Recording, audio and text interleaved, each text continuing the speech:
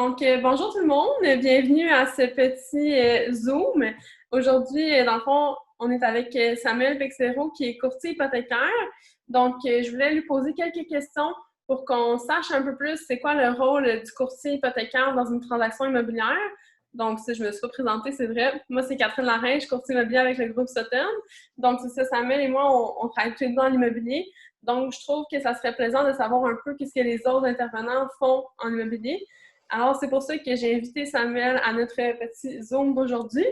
Donc, Samuel, j'aimerais ça que tu commences par peut-être nous parler un petit peu de ton background, comment c'est que tu es devenu courtier hypothécaire. Je te laisse parler. Oui, ben en fait, merci beaucoup de m'avoir invité à faire ce Zoom commun. Merci beaucoup. Donc, de mon côté, je suis courtier hypothécaire franchisé de Centre hypothécaire Dominion National. On est une équipe de 4 courtiers en ce moment qui travaillons ensemble. Puis moi, je suis tombé un peu dans la soupe du financement tout à fait par hasard. En 2008, j'ai commencé à investir en immobilier, donc j'y croyais et j'y crois encore toujours beaucoup. Mhm. Puis, de fil en aiguille, on m'a présenté à différents intervenants au niveau du financement. Puis, je suis tombé par hasard comme démarcheur hypothécaire à la Banque Laurentienne où j'ai débuté ma carrière en financement. Par la Mhm. suite, ça c'était en 2010. Par la suite, en 2013, j'ai été chercher ma licence de courtier hypothécaire. Puis, toujours dans le domaine depuis, à aider beaucoup de gens d'année après année. Puis, j'aime toujours autant ça que jour 1, sinon plus, parce qu'on en apprend à chaque fois. Tous les jours, hein? Ouais, moi aussi, c'est pas mal comme ça. Exact. Parfait, super. Puis dans le fond, décris-nous peut-être un peu c'est quoi la journée typique d'un courtier hypothécaire. Ben, nous, l'idéal, c'est d'être des leftos, pour être Mhm. honnête avec toi. De mon côté, je suis un lefto, donc à partir de 5 heures, 5h30 le matin, la journée va débuter. Donc, généralement, je vais faire un petit résumé de qu'est-ce qu'il y a d'urgent à régler dans les dossiers pour les mettre en ordre de priorité au niveau de la journée, puis aussi envoyer ce qu'il y a envoyé aux prêteurs avant leur ouverture à 8 heures. Donc, OK. les prêteurs fonctionnent beaucoup avec premier arrivé, premier servi. Donc, si on est plus vite que les autres, ça va nous donner un avantage concurrentiel. Par la suite, dans la journée, évidemment, beaucoup de suivi courriel avec les prêteurs, avec les clients. Puis, en fin de journée, ben, on fait un petit suivi avec les dossiers en cours, dire aux gens où est-ce qu'on en est rendu. Et souvent, les rencontres, il y a des rencontres en journée, évidemment, là, mais la majorité des rencontres se font beaucoup le soir. Donc, un peu avant souper ou après souper, souvent les gens qui ont des jeunes enfants, ben, ils aiment bien aux alentours de 7h, 7h30. C'est une plage horaire assez populaire. Populaire, hein, ouais. C'est Ouais. la même chose de notre côté aussi, fait que je comprends là, bien cette réalité-là. Puis sinon, dis-nous, qu'est-ce que tu aimes le plus dans ton rôle de courtier hypothécaire? En fait, c'est vraiment le fait qu'on a un rôle de conseil et non un rôle de vendeur. Puis Mhm. ça me rejoint beaucoup parce que l'éducation financière au Québec est bon, je vais essayer d'y aller On peut mollo, là, être. mais elle est pas terrible. On va dire ça comme ça. Elle est pas terrible. Puis, malheureusement, ben, c'est sûr que quand on va directement en institution, je dis pas que les gens ne savent pas de quoi ils parlent, mais ils Mhm. connaissent peut-être pas tout ce qui existe dans le marché. Donc, moi, je suis vraiment quelqu'un de très analytique, donc j'adore comparer les différents produits, puis d'être Mhm. capable de démontrer aux clients des fois que ce qu'il voulait n'était peut-être pas la meilleure option pour lui. Puis c'est vraiment d'avoir ce sentiment-là, vraiment d'avoir trouvé le bon produit pour mon client puis qu'il l'apprécie là, par la suite. Donc, c'est vraiment OK. ce que j'aime le plus. Et évidemment, c'est ça, la flexibilité. Donc, des fois, il y en a qui me plaignent, ils me disent: Ah, mais tu travailles de 5 heures le matin à 10 heures le soir. Oui, mais euh, en juillet, j'ai souvent mon petit drink à 3 heures de l'après-midi. Fait que, C'est vrai, c'est le fun pour ça, effectivement, là, de ne pas avoir un horaire qui est toujours fixe, de pouvoir ouais, aller faire du vélo un jeudi après-midi. Ça peut être exact. le fun, oui, effectivement. Puis sinon, exemple, là, on a un client là, qui voudrait savoir comment choisir son courtier hypothécaire. Comment il fait? Là? Il y en a tellement, c'est un peu comme des courtiers immobiliers. On fait comment pour choisir son courtier hypothécaire? Mais en fait, un mythe qui a un peu dans le domaine, c'est que des fois, on va dire ben, quelle bannière va avoir les meilleurs taux d'intérêt. Mhm. Les courtiers hypothécaires, on a tous accès au même taux.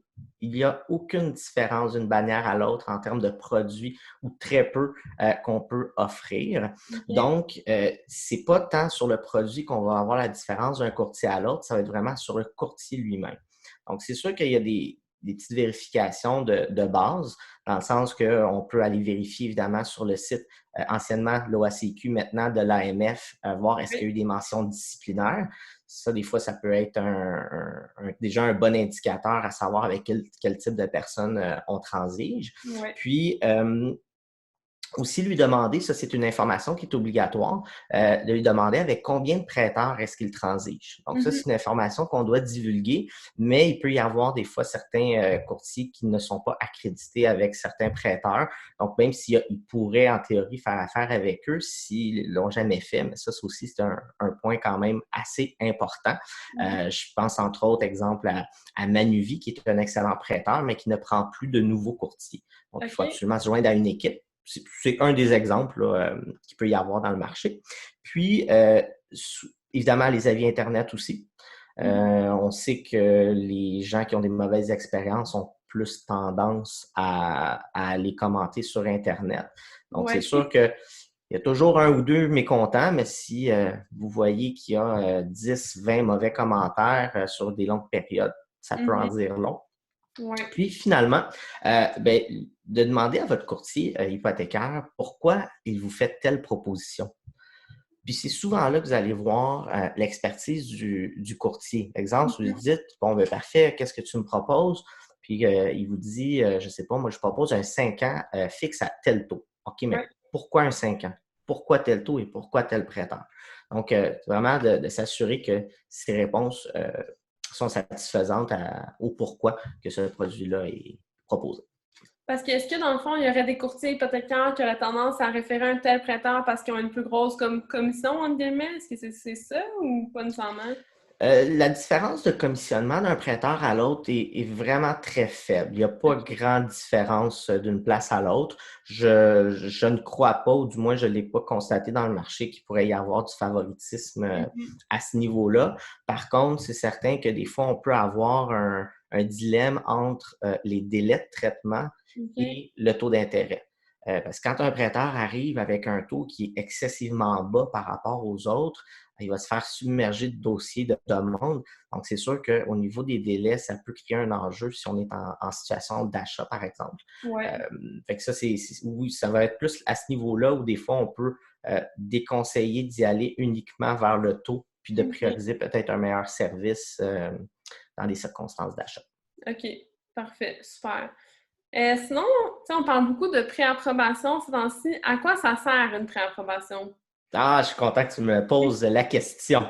Il y a deux termes qui circulent beaucoup, préapprobation et préqualification. Très différents l'un de l'autre. Une préqualification, essentiellement, presque tout le monde peut le faire par lui-même, en ligne. Même de mon côté, j'ai une application mobile gratuite, les gens peuvent se préqualifier dessus. Par contre, une préqualification, évidemment, il n'y a aucune vérification qui est faite. Donc, on n'a pas vérifié le bureau de crédit, on n'a pas vérifié le revenu. Donc, c'est vraiment très, très de base.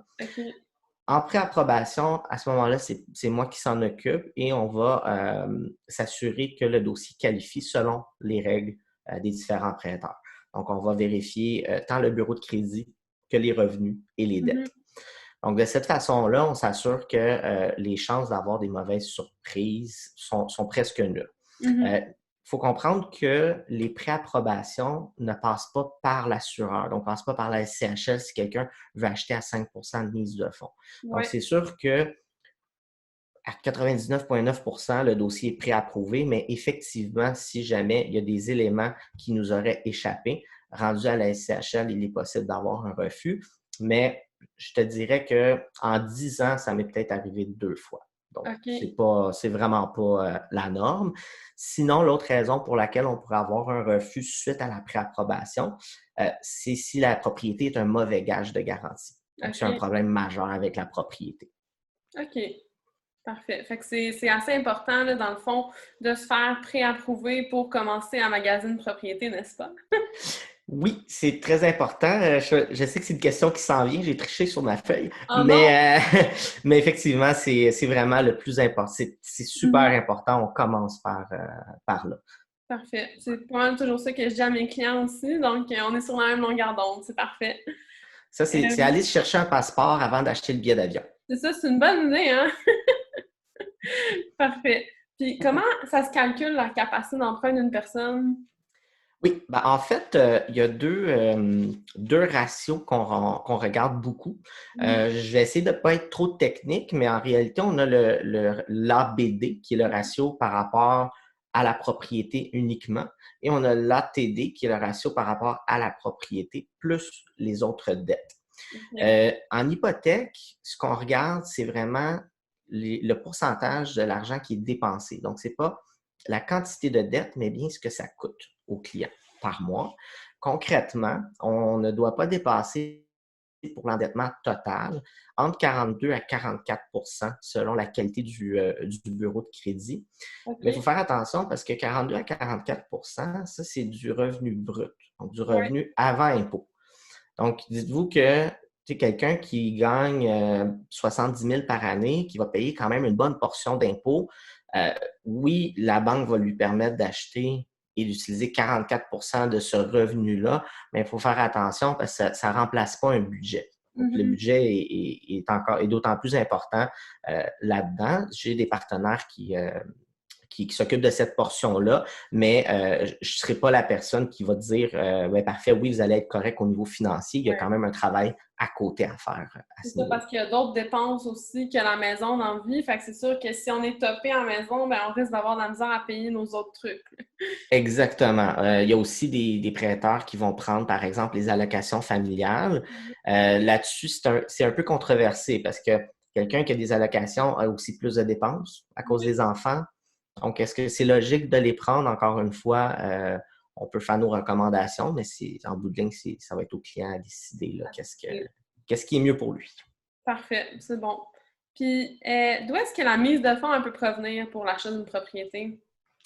De plein de choses. En fait, il y a ce qu'on appelle des mises de fonds traditionnelles ou non traditionnelles. Mhm. Euh, la majorité, c'est des mises de fonds traditionnelles. En fait, la seule différence entre les deux, c'est que les mises de fonds non traditionnelles, la prime SCHL va être un peu plus élevée. Quelqu'un qui achèterait euh, un dossier avec moins de 20 de mise de fonds, même si on va y revenir plus tard. Mais essentiellement, ça peut provenir votre REER, ça peut provenir Oh, on dirait que je suis en train de te perdre. l'épargne, un CELI, ça peut être un don de la famille. Bon, est-ce que tu m'entends? Ouais, ouais, je pense que c'est correct. OK, Désolée. super. Non, ça va. Ça peut provenir donc d'un CELI, d'un don de la famille. Évidemment, il faut que ce soit de la famille proche. Mhm. Ça peut être aussi un prêt. Donc, quelqu'un qui a des ratios très, très bas puis qui voudrait aller emprunter un prêt personnel, ça peut se faire aussi. Une marge de crédit aussi, on peut le faire. Ce qu'il faut comprendre, c'est que c'est toujours un tout. Donc, c'est sûr que quelqu'un qui va emprunter pour une mise de fonds, on va vraiment s'assurer qu'on a un dossier très solide entre les mains, Mhm. mais il y a des stratégies, surtout en début d'année, d'utiliser un prêt REER pour aller chercher un retour d'impôt. Ça, Ouais. c'est toujours une stratégie très, très populaire là, aux alentours de février. On en Mhm. fait énormément. Là. On peut aller chercher entre 8 puis 16 000 à peu près en retour d'impôt. Donc, C'est assez c'est quand même intéressant. majeur. Oui, Ouais, oui, c'est très intéressant, surtout quand on achète pour la première fois. c'est ça. Parfait, super. Puis, c'est quoi la mise de fonds minimum pour acheter une propriété? Oui, ben on va se concentrer sur le résidentiel. Si on y va avec les prêts assurés, donc pour une unifamiliale, ça inclut les condos, ou un duplex, c'est Mhm. 5. Ouais. Pour un triplex ou un quadruplex, c'est 10. Mhm. Puis quelqu'un qui ne voudrait pas occuper la propriété ou encore qui ne veut pas payer de prime SCHL, on parle de 20. OK. Parfait. Super. C'est bon. Et sinon, tu sais, on entend souvent parler de taux fixe, taux variable. Qu'est-ce qui est mieux? Euh, Tous et aucun. Ben, en fait, c'est un petit peu l'approche que j'ai avec mes clients quand ils me posent la question. Il faut regarder surtout les objectifs du client à long terme. Ouais. Souvent, on parle beaucoup des taux 5 ans parce que le taux variable aussi est un taux sur 5 ans. Mhm. Puis, c'est sûr qu'une hypothèque, après 5 ans, normalement, on l'a encore. Ouais. Donc, il faut regarder aussi qu'est-ce qui va se passer le après 5 ans. Un peu comme on dit aujourd'hui, on regarde le après COVID, ben, il y a le après 5 ans aussi qui va exister. Ça, c'est super important. Puis de voir aussi, c'est quoi les projets ou des clients à court terme. Je peux te donner un exemple. Quelqu'un qui, exemple, un jeune couple où la dame est enceinte. Oh, OK. C'est-à-dire, est-ce qu'on va garder la maison longtemps? À l'inverse, est-ce qu'ils pensent déménager dans 2, 3 ans si la famille s'agrandit? Ouais. Donc, ça, c'est des choses qui vont influencer sur mes recommandations entre fixe ou variable. Ok. C'est sûr qu'il y a le contexte économique aussi. Ouais. En ce moment, le taux variable est très intéressant. Puis, on sait que pour stimuler l'économie, généralement, la Banque du Canada va abaisser son taux directeur. Ouais. En ce moment, on est à un quart de point.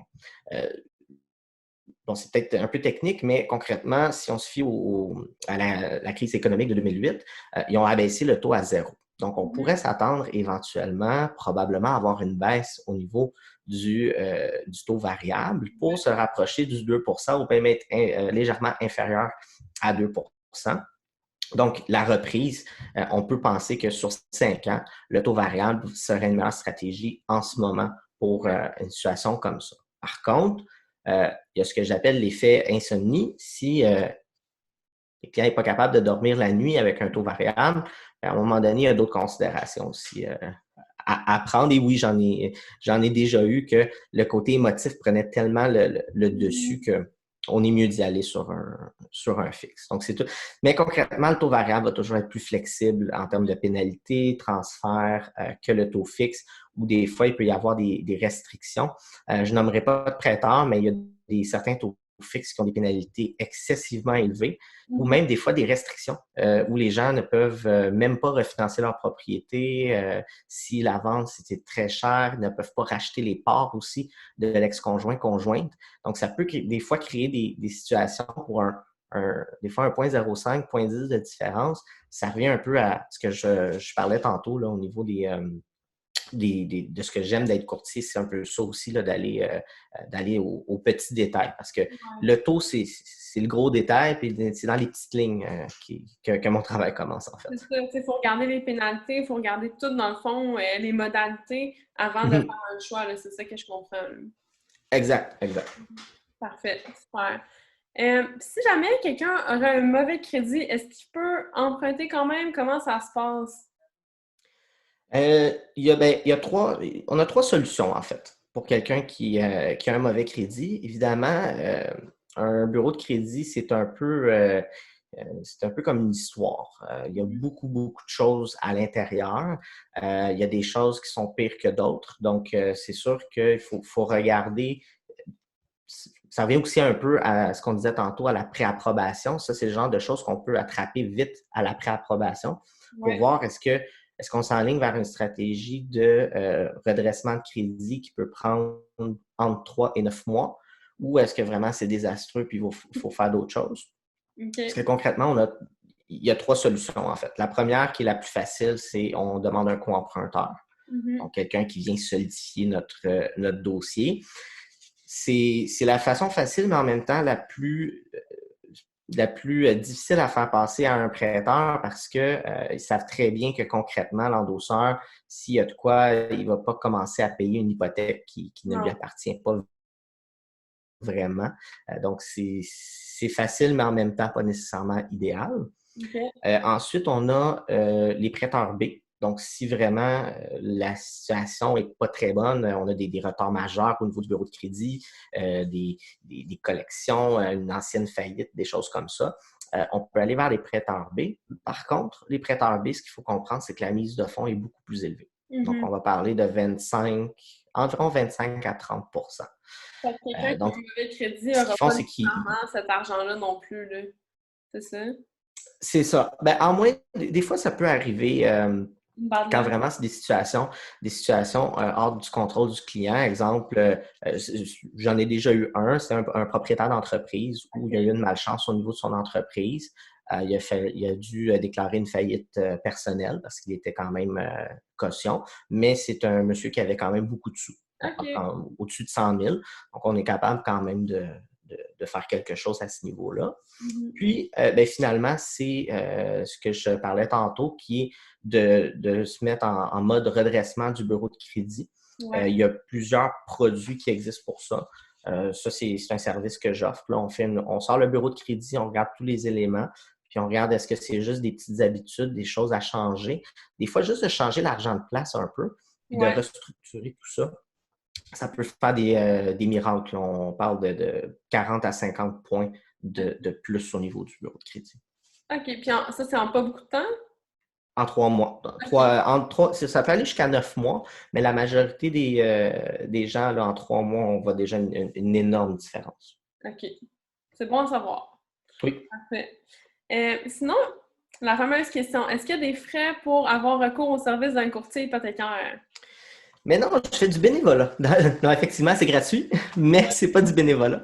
Ouais. En fait, on est payé directement par les prêteurs. Donc, c'est les Mhm. prêteurs qui nous payent une commission sur le montant qui a été conclu en termes de prêt hypothécaire.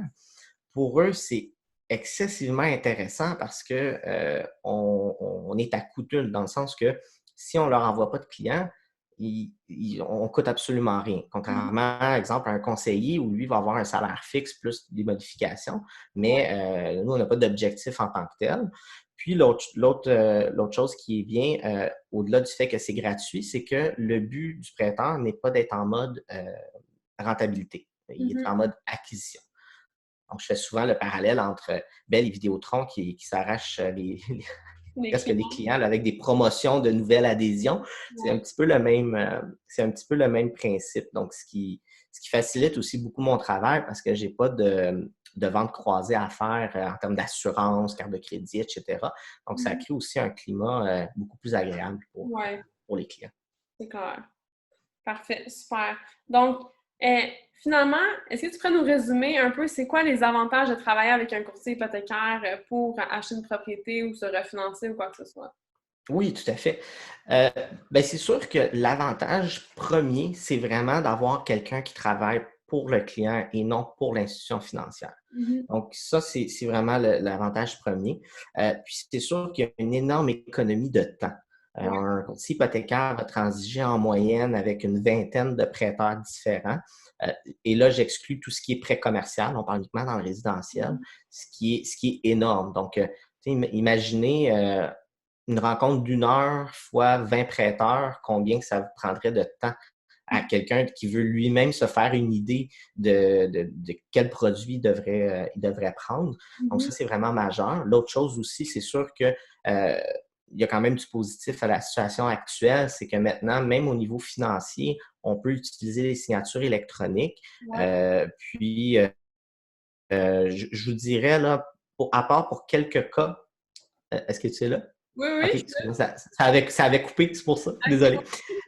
Puis je dirais qu'à part quelques cas, en ce moment, on est capable de faire un dossier avec quelqu'un qui a uniquement un téléphone intelligent. Donc, pas OK. besoin d'imprimante, pas besoin de rien signer papier.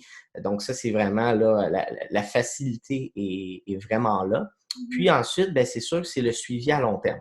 Ouais. Donc, le suivi à long terme, du moins, moi, je le fais toujours avec mes clients, c'est qu'on se prépare toujours d'avance au renouvellement, voir qu'est-ce qu'on est capable de faire. Puis, il y a aussi des stratégies en cours de route, Mhm. que ce soit parce que les taux augmentent ou baissent, des fois, il y a des petites choses qu'on peut travailler là-dedans. Des rajustements. Oui, exact. Parfait, super. Ben écoute, ça fait le tour de mes questions. Fait que je trouve ça vraiment Merci. intéressant qu'on ait pu te recevoir là, à ce petit Zoom d'aujourd'hui. Je pense que Merci ça va être beaucoup. vraiment utile pour les acheteurs, les gens qui veulent se refinancer, de se faire une opinion un peu de qu'est-ce que c'est un courtier hypothécaire, puis comment ça peut les avantager dans une situation d'achat ou de refinancement. Fait que je te remercie beaucoup d'avoir accepté mon invitation. Merci à toi. Puis si jamais ceux qui écoutent, vous avez des questions, gênez-vous pas, même si on ne fait pas de transaction ensemble, je vais pouvoir répondre à vos questions. Là, ça va me faire plaisir. Parfait, super. Ben, c'est vraiment gentil. Merci d'avoir accepté encore une fois. Puis au Merci. plaisir. Merci, au plaisir. Merci. Bye. Bye bye.